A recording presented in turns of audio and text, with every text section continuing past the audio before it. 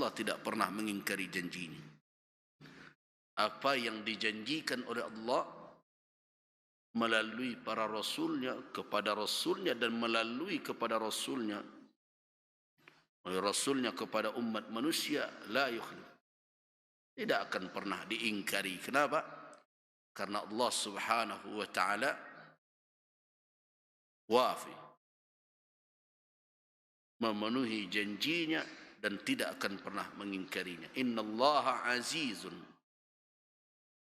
sesungguhnya Allah Maha Perkasa, dzuntiqamin, dan punya kekuasaan dan kekuatan untuk membalaskan perbuatan hambanya.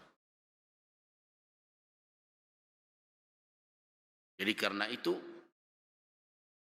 tidak ada halangan satupun dan tidak ada iradah dari Allah untuk menyalahi janjinya, karena Allah aziz.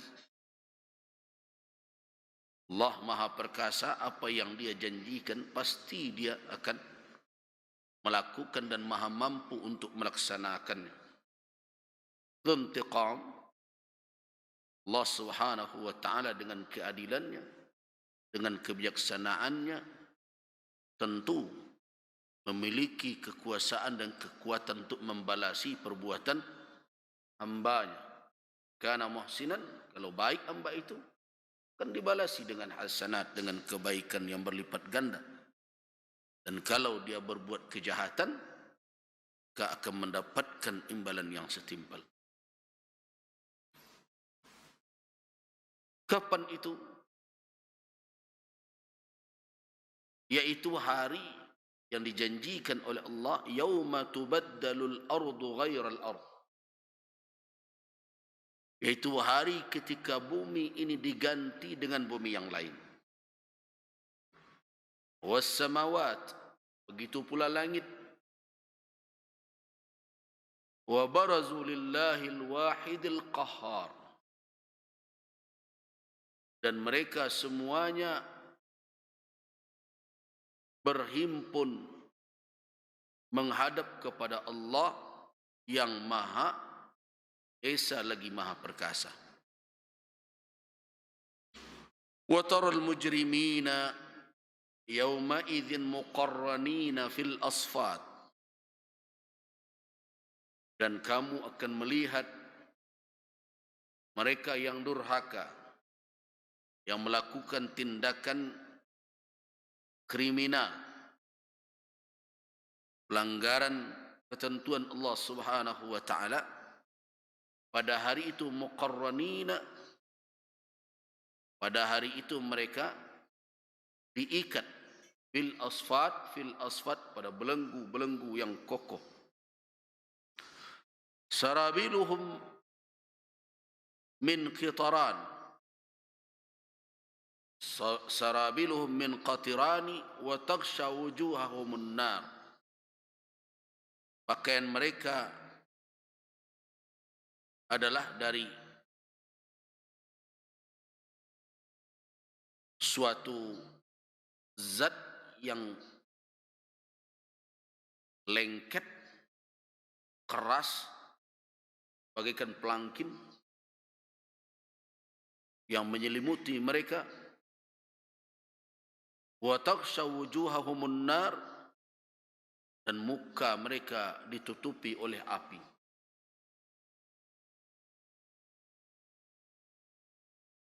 Jadi orang-orang yang durhaka, bisa jadi hari ini mereka makan pelangkin, tapi besok pelangkin itu menjadi pakaian mereka. Kan hari ini banyak orang yang makan krekel, makan pelangkin, proyek jalan sekian miliar, yang lekat cuma setengah miliar, gitu. Liyajziyallahu kulla nafsin ma kasabat, itu dilakukan oleh Allah untuk apa? Agar Allah Subhanahu wa taala membalasi setiap diri itu. Karena keadilan Allah menghendaki tidak ada seorang pun yang lolos. Tidak ada seorang pun yang lolos dari pembalasan, baik yang berbuat kebaikan maupun yang berbuat kejahatan. Itulah keadilan. Jadi bukan hari itu hari balas dendam.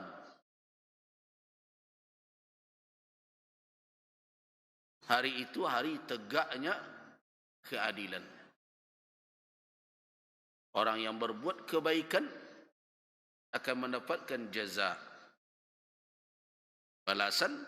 Orang yang berbuat kejahatan juga akan menerimanya. Jadi itu dilakukan oleh Allah Subhanahu wa taala liyajzi Allah.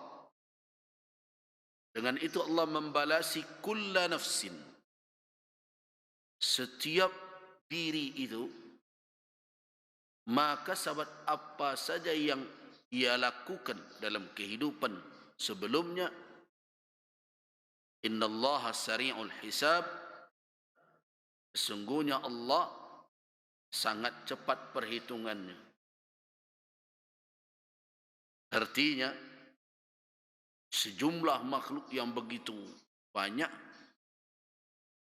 perhitungan mereka akan pasti, jelas, tidak ada yang bisa diingkari. Nah, Allah Subhanahu wa taala memfirmankan peristiwa-peristiwa yang akan terjadi ini, akan terjadi tersebut di hari akhir. Untuk apa diwahyukan oleh Allah? Hadza balaghun linnas, ini disampaikan merupakan informasi berupa penjelasan yang disampaikan kepada manusia yang utuh dan sempurna, tidak ada lagi kekurangan. Jadi kalau manusia kemudian berhujjah kami tidak tahu, tidak ada alasan lagi. Hadza balagh, balagh bermakna kesempurnaan penjelasan, penjelasan yang sangat jelas kepada manusia. Liyunzaru, supaya mereka mendapat peringatan bihi, dengan penjelasan tersebut. Waliya'lamu, dan agar mereka mengetahui, annama huwa ilahu wahidun, bahwasanya dialah Allah satu-satunya Tuhan yang berhak disembah. Waliyadzakkara ulul albab, dan supaya orang-orang yang memiliki pemikiran yang mendalam, yang menyadari hakikat dari peristiwa ini, mengambil peringatan. Ulul albab. Ulul albab, albab berasal dari kata lubbun. Lubbun itu adalah mahiyah wa haqiqatus syai', inti dari sesuatu. Jadi bukan hanya berfikir, tetapi inti pemikiran, hakikat. Jadi orang yang bisa mengambil peringatan itu adalah orang yang sampai pemikirannya kepada hakikat sesuatu. Kalau hanya sekedar mendengar dan mengetahui begitu saja, manusia tidak bisa terperingatkan oleh berbagai informasi, berita yang sampai kepadanya. Jadi tidak semua yang mendengar itu terperingatkan. Tidak semua yang diberi peringatan itu terperingatkan. Kaum musyrikin Makkah diberikan peringatan oleh Nabi sallallahu alaihi wasallam, tapi tidak semua mereka terperingatkan. Kenapa? Karena mereka tidak sampai kepada apa? Kepada lub, kepada hakikat dari apa yang diperingatkan itu, sehingga haqqa alaihim, berlaku atas mereka kekufuran, Mereka memilih jalan kufur. Kenapa? Karena mereka tidak mau memikirkan sesuatu dengan sungguh sehingga tidak sampai kepada hakikatnya.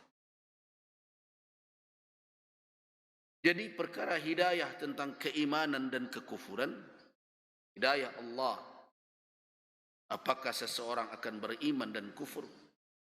Kita tahu bahawa Allah Subhanahu wa taala mengikat antara sabab dan akibat. Orang yang memilih kufur diberikan oleh Allah jalan. Orang yang memilih iman dibentangkan oleh Allah keimanan. Dan Allah memberikan yang pertama ridhanya kepada orang yang memilih iman. Kemudian dia berikan taufik kepada orang yang memilih iman sehingga berimanlah dia. Tapi kenapa orang yang memilih kufur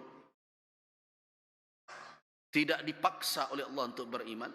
Supaya terjadi ibtila dan ikhtibar, ujian di muka bumi ini.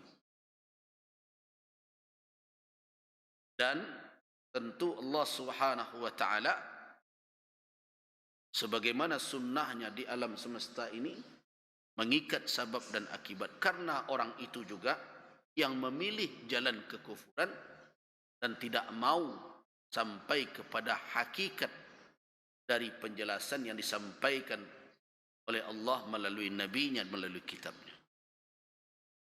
Nah, karena itu wahai kaum muslimin, saya mengajak kita semua